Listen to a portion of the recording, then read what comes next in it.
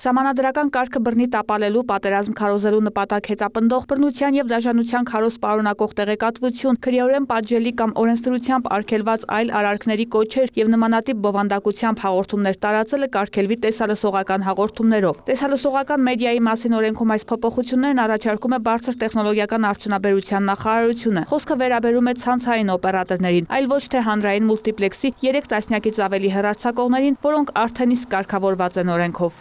Սրանք ըստ էության վերաբերում են արգելքներին։ Մենք փորձել ենք այս փաթեթում այնպիսի կարգավորումներ առաջարկել, որոնք ամբողջությամբ կգան փակելու հնարավոր բոլոր ռիսկերը, իսկ արդեն խախտումների պարագայում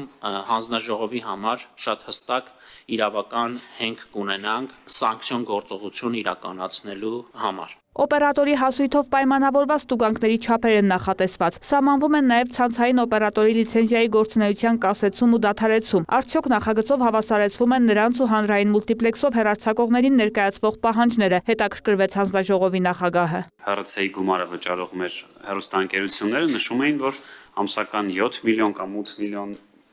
դրամ վճարելը որոշակի անհավասար պայմաններ էր ստեղծում իրենց եւ օրինակ հեղինակազորվածների։ Ես կառաջարկեմ նաեւ հետեւյալը, որ այն հեղինակազորված ալիքները, որովհետեւ մարդիկ հասկանան, ինչը նկատի ունեմ, իրանք եթե մարզային չէ, համապետական սփռում ունեցող ցանցային օպերատորում են հեռարձակվելու, իրանք նկատմամբ առնվազն, եթե ոչ գումար մեծ լինի, գոնե նվազագույն 20 կամ 30% այդ հանրօգուտ հաղորդումների պարտադրանք տնենք։ Այդ պահանջները պարտադիր են լինելու, այսինքն առաջին անգամ հեռուստատեսության եւ ռադիոյի հանձնաժողովը իբրև կարգավորող մարմին ունենալու է իրավական հենք դրան հղում կատարելով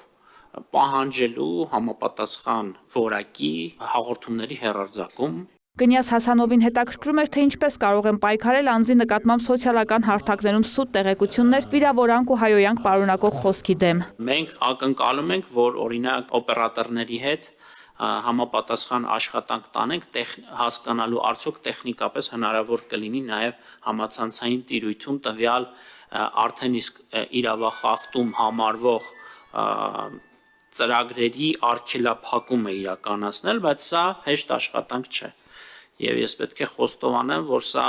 մեկ քայլանի աշխատանք չէ։ Մեկ քայլանի աշխատանք չէ նաև արհեստական բանականության միջոցով տարածվող տեսանյութերի տարանջատումը, սակայն հեռուստատեսության եւ ռադիոյի հանձնաժողովն աշխատանք է տանում դրանք մակնշելու ուղղությամբ։ Հանձնաժողովի աշխատանքն առավել բարդ է մեդիա մոնիտորինգի հարցում։ Թագուհի Ղազարյանը օրինակներով փորձեց հասկանալ հանձնաժողովի վերաբերմունքը, հիշեց Սոլովյովի հայտարարությունը։ Դուք նաև որպես կիրառող, այս օրենսդրությունը կիրառող, ասեք, ո՞նց եք տարբերելու Ֆիդանի, Սանդուի, Սոլովյովի հայտարարությունների դուգինի ինչ-որ բաներ էլի տենց մոտավորապես տեքստեր ասե Սոլովյովի նման ո՞նց եք տարբերելու, որն է միջամտություն, որն է աջակցություն, որն է դիվանագիտություն, մանավանդ երբ որ խոսքը կառավարող կուսակցությանն է վերաբերում։ Ֆիդանի մոտ ողջույններ ընդամենը եւ մեկնաբանություններ մեր կառավարության քայլերի։ Սալովի մոտ պահանջեր, բռնության կոչեր, որպեսի ինչ որ օտար երկիր, ինքը ինտերվենցիա